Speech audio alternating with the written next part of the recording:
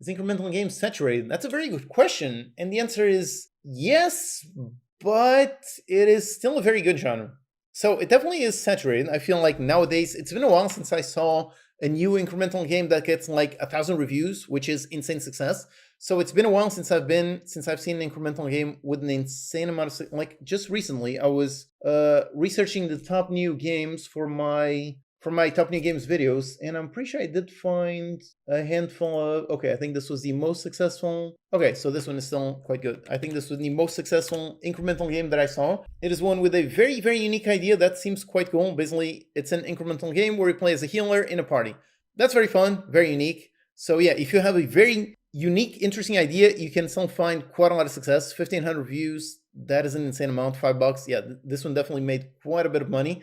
So in theory, yes, incremental games, they are quite a bit saturated nowadays. They are very crowded. There are definitely way too many of those, but they can still find success. And even if you don't find this level of insane success, even if so, it is still a genre that you can make very, very quickly in like 3, 4, 5 months. So because of that, even if the ceiling is a little bit lower, the fact that you can make them so much quickly, that means that that is actually still a very, very good genre to try making. You can make them quickly, and even if you don't get $1 million, you can still get like 100K, 200K. So that is still very much a viable genre, I would say, yeah. Tower Defense is gold mine. That's a tricky one. That's a tricky one, because that one it's probably not a genre that I would recommend. There are some that do very, very well, but there's actually, well, I don't know, it's a tricky genre because if you asked me 2 years ago, Tower Defense, I would have said absolutely no. Nobody plays Tower Defense games, but now it's actually been a few years that Tower Defense has been away from the top tier popularity. They went down like crazy, but now people are actually getting quite a bit nostalgic. Like there was one, what was the guy's name? Cake with a Z, is that the one? The guy put out, yeah, there you go, 10GTD. This one came out and found insane success. So yes, Tower Defense games, they can still find quite a bit of success. I think nowadays, maybe they're a little bit on the uptrend. I'm pretty sure I did see some Tower Defense games in my research for the top new games. I'm pretty sure I saw a few. So yeah, I still think it's a risky genre, but if you combine it with more modern things like this, like roguelike mechanics and so on, that might work a little bit better. So yeah, not the top 5 genre that I would recommend, but it might actually be quite nice. What about Pokemon-like games? Not in the survival direction, more like Temtem. Would you recommend that, but in single player? I think that one is interesting because there aren't too many, but the reason why there aren't too many is because it's actually very difficult to make. You have to be very good at like character design, at designing some interesting characters that people actually want. In terms of programming, can actually be quite complex because those games usually have quite a lot of interlocked systems. So I think it can be a good genre if you are a skilled developer, a skilled programmer, and a skilled designer, so you can actually come up with interesting creature ideas.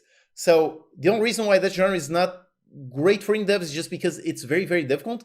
But if you do have those skills, yep, that genre, it's at least not saturated at all. So yep, that one can actually work out quite nicely. What do you think of 3D platforms? Ouch, I'm sorry, that's not going to be a good answer. I'm building a seasonal themed one that might make sales at Halloween and Christmas, but no interest outside date. I'm very sorry to say that on Steam, 3D platformers, they just don't sell. They just don't do well. That is one of the worst genres on Steam in terms of financial success. I'm sorry, I wish I had a more positive answer, but no, sadly, that is basically it. If you want to make 3D platformers, if you go on consoles, you might find a little bit of success, but on Steam, yeah, it is very, very unlikely. Like even a game like Ukulele, which is like a AAA level, sort of that. Even that one, even with insane marketing budgets, look at that. It gets 1,000 reviews, which again, for this one is quite good. Actually, for this one is probably not quite good because this game probably had a budget in the many millions.